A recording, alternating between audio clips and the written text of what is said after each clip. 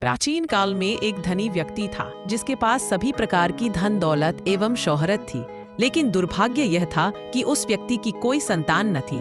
इस बात का दुख उसे हमेशा सताता था, लेकिन वह और उसकी पत्नी दोनों शिव भक्त थे। दोनों ही भगवान शिव की आराधना में सोमवार को व्रत रखने लगे। उनकी सच्ची भक्ति को देखकर माँ पार्वती ने शिव भगवान से उन दोनों दंपति की सूनी गोद को भरने का आग्रह किया।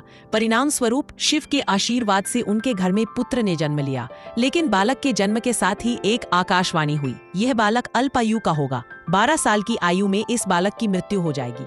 इस भविष्य कथन के साथ उस व्यक्ति को पुत्र प्राप्ति की अधिक खुशी न थी। उसने अपने बालक का नाम अमर रखा। जैसे जैसे अमर थोड़ा बड़ा हुआ, उस धनी व्यक्ति ने उसको शिक्षा के लिए काशी भेजना उचित समझा। उसने अपने साले को अमर के साथ काशी भेजने का निश्चय किया। अमर अपने मामा जी के साथ काशी की ओर चल दिए। रास्ते में उन्हीं ने जहाँ जहाँ विश्राम किया, वहाँ वहाँ उन्होंने ब्राह्मणों को दान दक्षिणा दी। चलते चलते वे एक नगर में पहुंचे, जहाँ पर एक राजकुमारी के विवाह का समारोह हो रहा था। उस राजकुमारी का दूल्हा एक आंख से काना था। यह बात दूल्हे के परिवार वालों ने राज परिवार से छिपाकर रखी थी। उन्हें इस बात का डर था कि ये बात अगर राजा को पता चल गई तो यह शादी नहीं होगी। इसलिए दूल्हे के घर वालों ने अमर से झूठ मूठ का दूल्हा बनने का आग्रह किया और वह उनके आग्रह को मना न कर सका। इस प्रकार उस राजकुमारी के साथ अमर की शादी हो गई, लेकिन वह उस राजकुमारी को धोखे में नहीं रखना चाहता था। इसलिए उसने राजकुमारी की चुनरी में इस घटनाक्रम की पूरी सच्चाई लिख दी।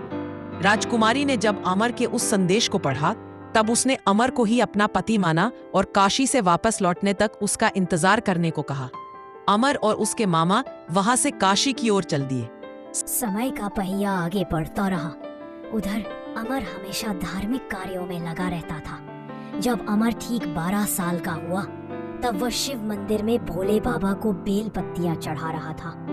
उसी समय वहां यमराज उसके प्राण लेने पधार गए। लेकिन इससे पहले भगवान शिव ने अमर की भक्ति से प्रसन्न होकर उसे दीर्घायु का वरदान दे दिया था। परिणाम स्वरूप यमराज को खाली हाथ लौटना पड़ा। बाद में अमर काशी से शिक्षा प्राप्त करके अपनी पत्नी राजकुमारी के साथ घर लौटा।